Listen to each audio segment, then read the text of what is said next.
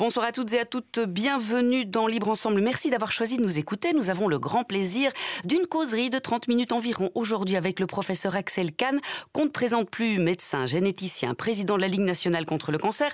On ne peut ne pas évoquer aussi ses engagements humanistes sur des questions éthiques, philosophiques ou politiques. Grand essayiste, on le reçoit ce soir pour parler de son dernier ouvrage et le bien dans tout ça. Libre Ensemble, Catherine Ax. Bonsoir Axel Kahn. Bonsoir. Vous êtes en duplex à Paris. Merci d'avoir accepté notre invitation à débattre dans notre émission Libre Ensemble. Je commencerai peut-être par là. Nous sommes une émission produite par le Centre d'Action Laïque en Belgique. Vous revendiquez laïque, vous aussi, bien qu'ayant eu la foi jadis, avec même une envie de suivre le chemin de la prêtrise. Vous avez perdu cette foi, mais quand vous vous dites laïque, agnostique, évolutionniste, ce n'est pas une laïcité anti-religieuse, dites-vous. Vous êtes déjà posé la question précédemment, et l'homme dans tout ça. Alors aujourd'hui, c'est et le bien dans tout ça. Mais Axel Kahn, quand on parle de bien, peut-on penser le bien sans faire une référence au divin? Vous avez même écrit une lettre à un ami musulman dans un chapitre de votre livre. Est-ce que donc le bien peut être différencié du divin? Je crois que l'existence, la possibilité du divin vient de ce que, pour des raisons ontologiques, toutes les femmes, tous les hommes, tous les homo sapiens ont la capacité de penser le bien. Sans cette capacité, selon moi, l'humanité n'aurait pas émergé. Et si l'humanité n'avait pas émergé, les religions non plus. C'est l'homme qui a évidemment inventé les religions, si bien que le bien est antérieur au divin, selon moi. Qu'est-ce que l'humain alors? Si le bien est antérieur au divin, c'est l'humain qui le vit. Mais qu'est-ce que l'humain? Vous dites aussi que l'humain ne peut pas être singulier, il n'existe qu'à partir de deux. Vous prenez cette symbolique de la bûche qui est magnifique, où si on met deux bûches séparément dans un feu et qu'elles ne se touchent pas, elles vont rougeoyer, mais elles ne vont pas s'enflammer. C'est l'union de ces deux bûches qui va faire un feu. Qu'est-ce que l'humain pour vous? L'humain est un être, les caractéristiques d'un être qui est un produit de l'évolution, mais que l'évolution va doter de capacités exceptionnelles qui ne pourront s'épanouir plus que pour n'importe quelle autre espèce que dans la communion, que dans l'échange entre deux êtres ou bien plus d'êtres. Le démontre. Pour être humain, par exemple, pour que vous m'interrogiez, vous à Bruxelles, et que je vous réponde, il y a deux conditions sine qua non. C'est que vous et moi, nous ayons un génome humain, c'est-à-dire des propriétés biologiques humaines. Cela étant dit, que nous ayons des génomes humains ne suffit pas. Si vous et moi, nous avions été des enfants sauvages, si dès la plus tendre enfance, nous avions été privés de l'insertion dans une famille, dans une communauté humaine, nous n'aurions aucunement développé ces capacités, ce psychisme humain qui nous permet en particulier de faire cette émission aujourd'hui.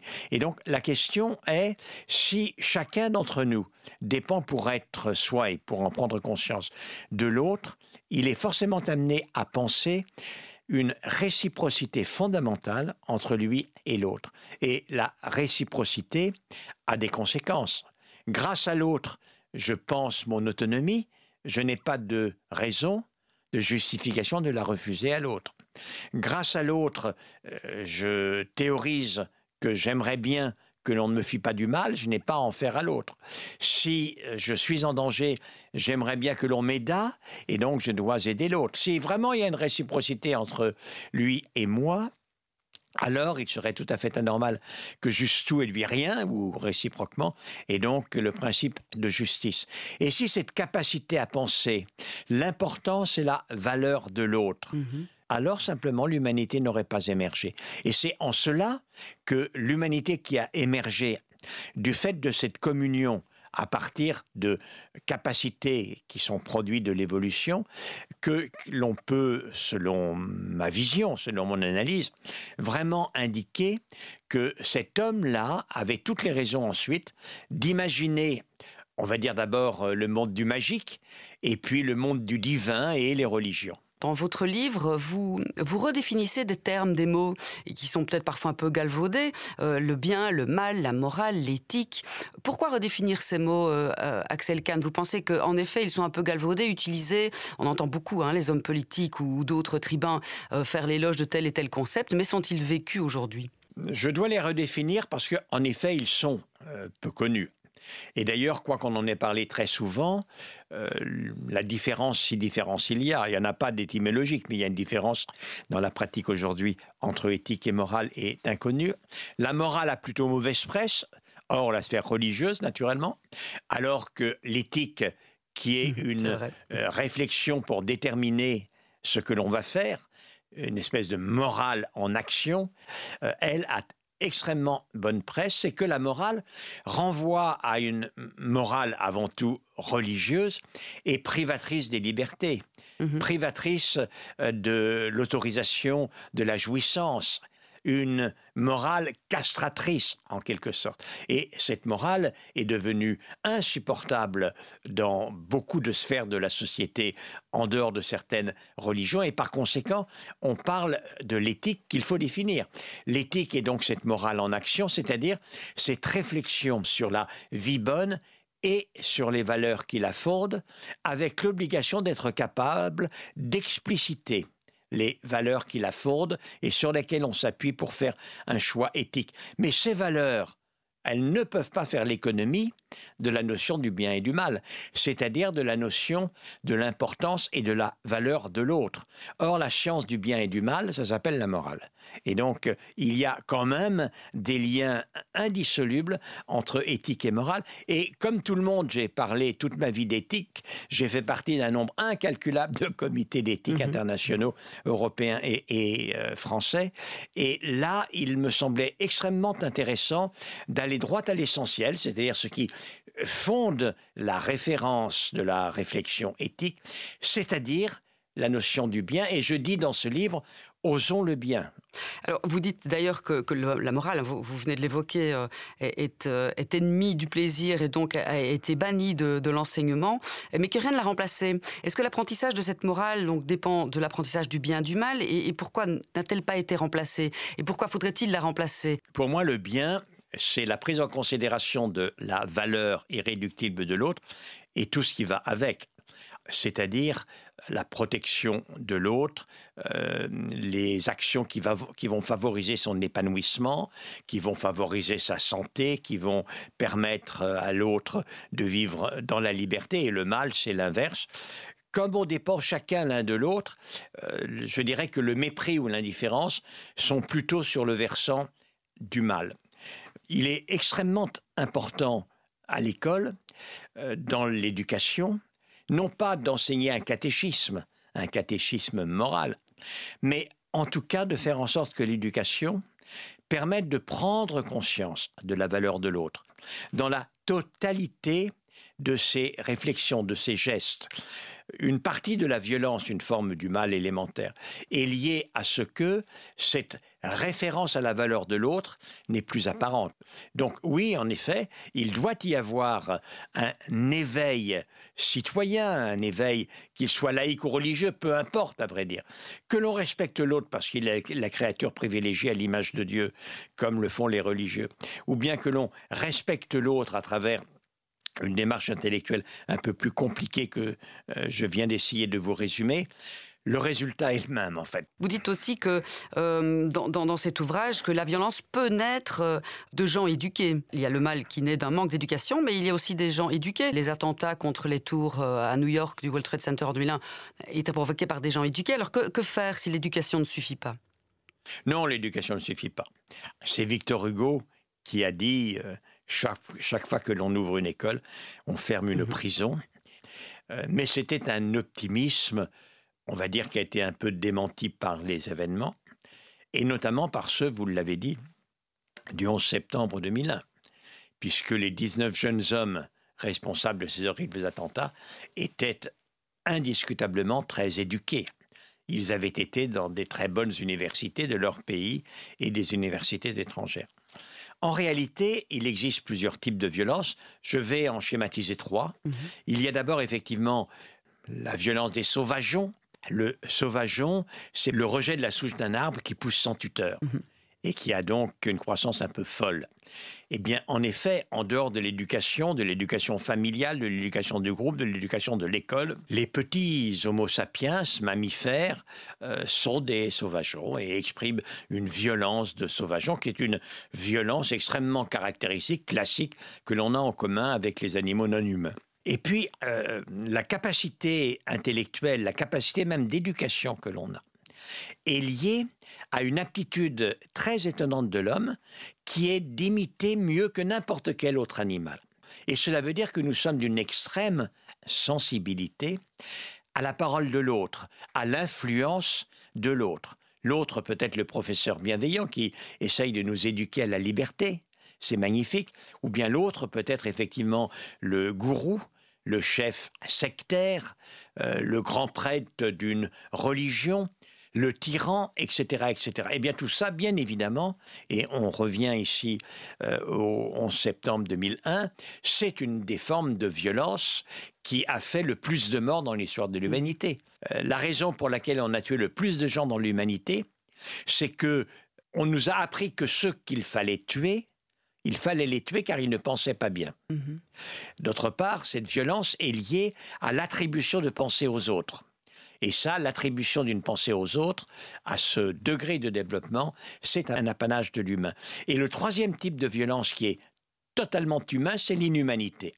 Il n'y a pas plus humain que l'inhumanité. L'inhumanité, c'est celui qui est capable d'attribuer des pensées à l'autre et qui, dans son agression, dans la violence qu'il fait subir à l'autre, jouit de son pouvoir et jouit de la détresse de l'autre.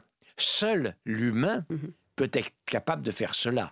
Un animal est animal. Il n'est jamais inhumain, bien entendu.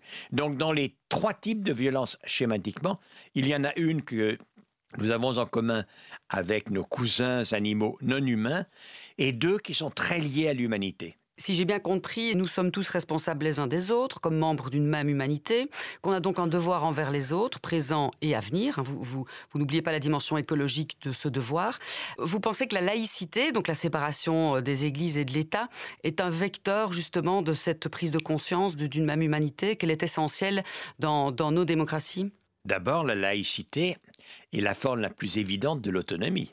La laïcité, c'est la non-attribution d'une supériorité morale à une conception philosophique ou religieuse, ou une absence de conception religieuse particulière. Dans une société laïque, toutes ces conceptions, à partir du moment où elles respectent les droits de l'homme, ont a priori la même valeur. On peut d'ailleurs s'y référer, et s'il y a des prescriptions des cultes, on peut suivre ces cultes dans le domaine privé. En revanche, puisqu'il n'y a aucune supériorité, on ne peut l'imposer à l'extérieur. Chacun, dans sa diversité, la diversité de ses analyses, la diversité de ses croyances, est le plus libre, le plus autonome. La laïcité est la contrepartie de cette définition de la valeur de l'autre et du respect, notamment de l'autonomie de l'autre, que je viens d'exprimer et qui est l'une des composantes de cette aptitude à penser le bien dont je dis qu'elle était ontologique. En Belgique, notre laïcité n'est pas encore, et nous l'espérons, le Centre d'action laïque l'espère, inscrite dans la Constitution. En France, votre laïcité est bien plus claire, la séparation Église-État.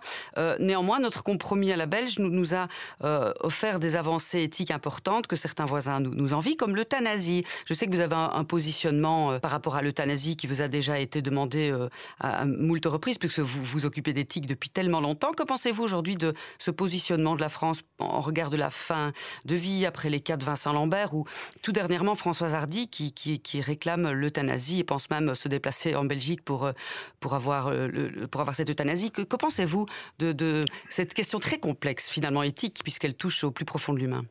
Puisqu'on est dans une société laïque, j'admets parfaitement les positions qui vont aboutir à une loi comme celle des Pays-Bas, comme celle de la Belgique. Et j'admets parfaitement également les théories, les conceptions qui aboutissent à des propositions différentes. La discussion, d'ailleurs, n'est pas celle d'une remise en cause de la liberté. La liberté, et notamment la liberté de préférer une vision stoïcienne, qui amène chacun à décider dans l'autonomie maximale, y compris du moment et de la forme de sa mort. C'est une pensée qui est totalement légitime et qui a exactement le même droit de citer, d'être défendu que n'importe quel autre. La question n'est pas exactement celle-là. Pour un médecin que je suis, mais aussi pour un humaniste, et pour vous, pour les gens qui ont choisi une loi d'euthanasie positive, il y a un point qui nous rassemble. Toute douleur qui n'est pas réclamée, elle l'est rarement, et qui n'est pas calmée alors qu'on peut la calmer, est une infamie, est une agression totalement insupportable. Simplement, il m'apparaît que le compromis à la française, les lois Leonetti, les lois qui permettent d'endormir les personnes, une anesthésie générale en quelque sorte, lorsqu'elles le demandent en fin de vie, mais qui ne réintroduisent pas l'autorisation de décider d'un geste dont le but est de tuer quelqu'un d'autre, répond à cette question. La question fondamentale qui est en discussion, c'est est-ce que la liberté d'une personne de vouloir à un moment donné arrêter sa vie comme elle le veut correspond à l'obligation pour l'État, l'organisation, la société, d'offrir à la personne ce qu'elle est libre de vouloir.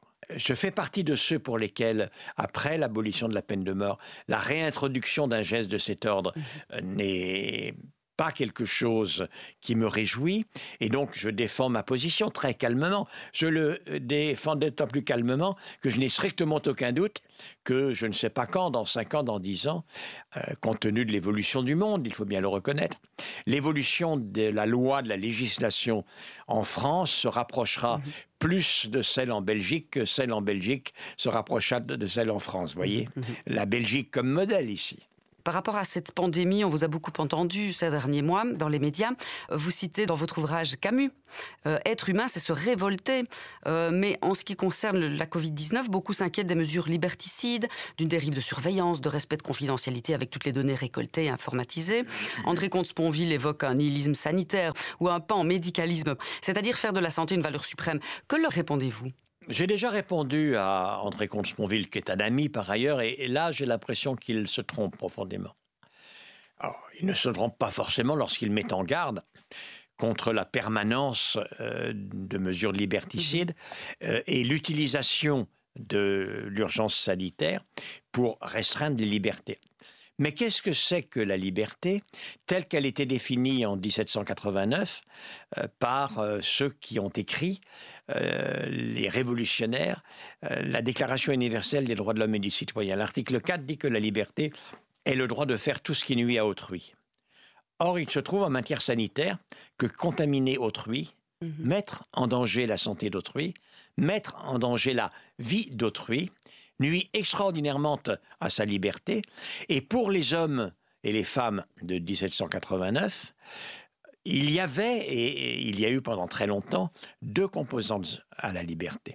La composante individuelle et la composante collective, c'est-à-dire l'organisation collective qui est celle permettant au mieux de préserver les libertés du plus grand nombre.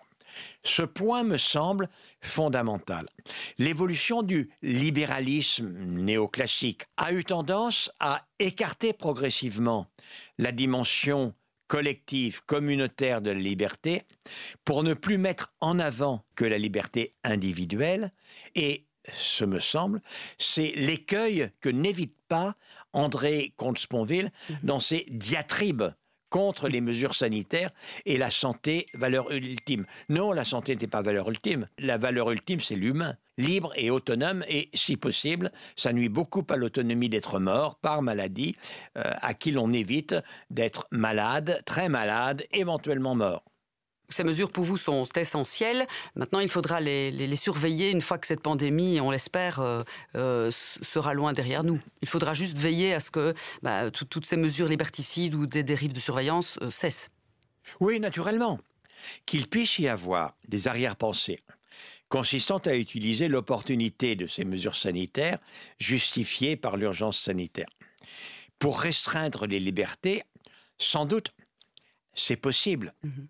Mais en elles-mêmes, des mesures de sécurité collective sanitaires, dans mon esprit, ne peuvent jamais équivaloir à une atteinte aux libertés, mais au contraire à une appréciation, à une bonne appréciation de la défense de la dimension collective des libertés. Idem pour les vaccins et ce libéralisme économique incarné dans les firmes pharmaceutiques. Pour vous, le vaccin devrait être un bien commun? Oui, ça je l'ai dit. Et j'ai demandé, j'ai même fait un appel, une déclaration au président de la République française. Et ensuite, j'ai fait circuler une pétition internationale qui a rencontré quelques échos au Canada, aux États-Unis d'Amérique, un peu au Portugal, pour faire en sorte que l'ONU, même le Conseil de sécurité, décide de créer un moyen permettant de fabriquer et distribuer des vaccins et vacciner sur la planète entière. Et cela avec une double justification. La première justification est, je dirais, d'opportunité et de sécurité pour tout le monde. En effet, il est tout à fait évident que tant qu'il y aura en Inde, en Amérique du Sud à l'heure actuelle, et même en Turquie, même en Hongrie, des foyers extrêmement actifs de maladies, on ne pourra pas considérer que nous en avons fini. Et donc, c'est notre intérêt aussi que le monde entier soit protégé. Et puis, c'est un objectif d'humanité, d'universalisme dans la solidarité humanitaire. Pour ce qui est des moyens d'y parvenir, l'un d'entre eux peut être radical, qui est en effet la suppression de toute protection par brevet. Une autre est compatible avec les règles économiques actuelles.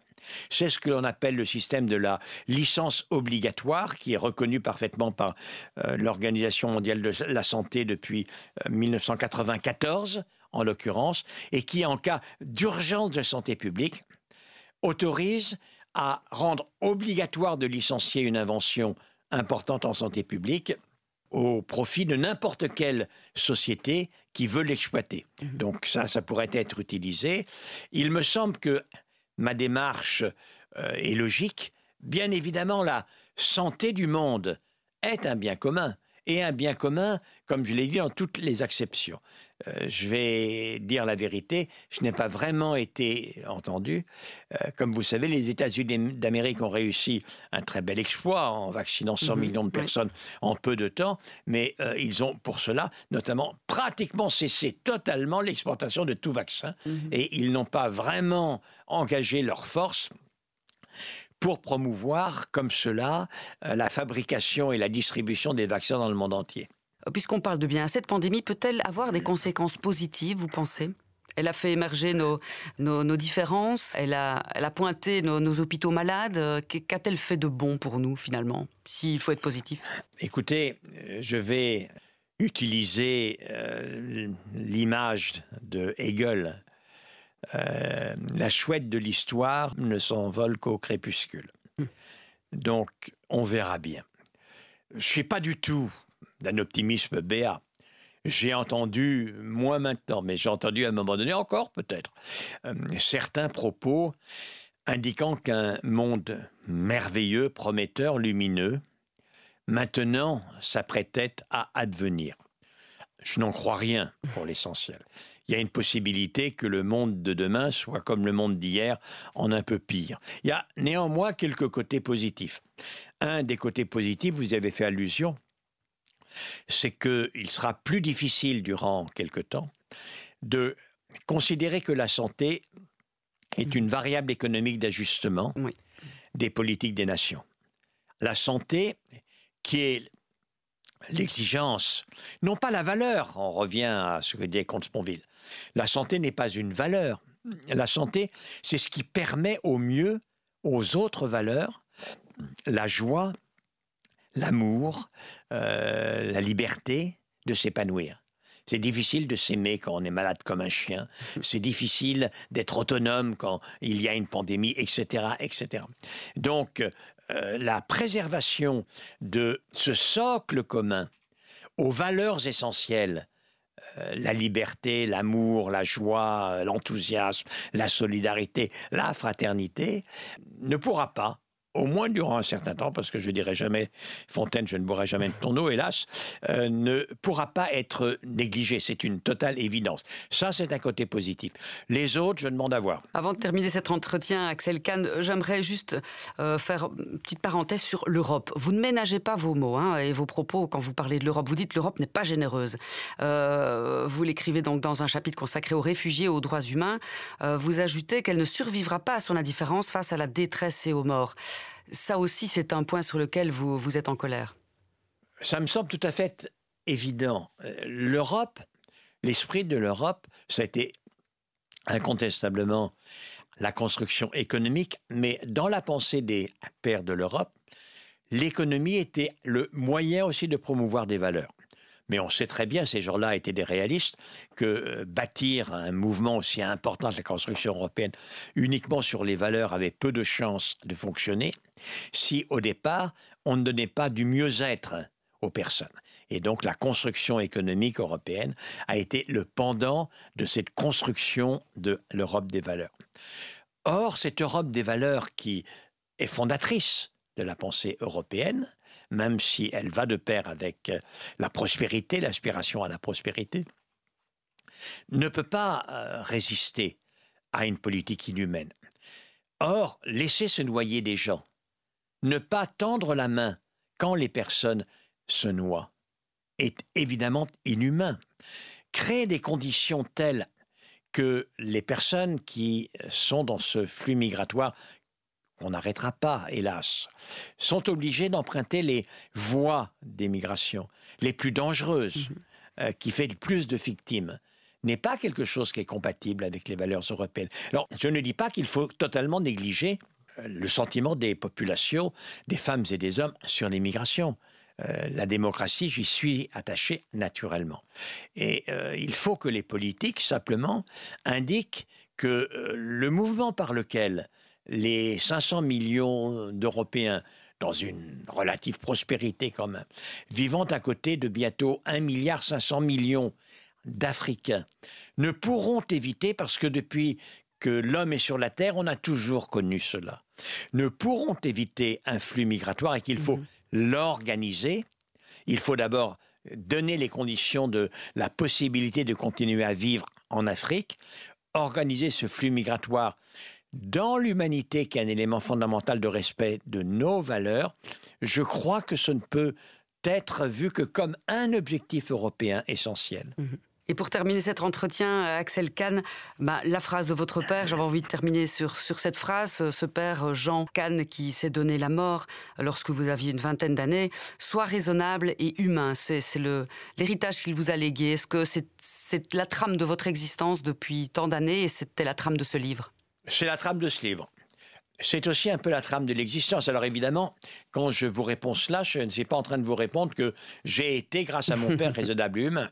Tout ce que je peux vous dire, c'est que jamais je n'ai oublié ce qu'il m'avait enjoint d'être. Je dis que c'est un fil d'Ariane que j'ai suivi et qui m'a permis de ne pas me perdre trop dans le labyrinthe où il y a de nombreux minotaures qui nous menacent, qui nous guettent au détour des aventures et des aléas de la vie.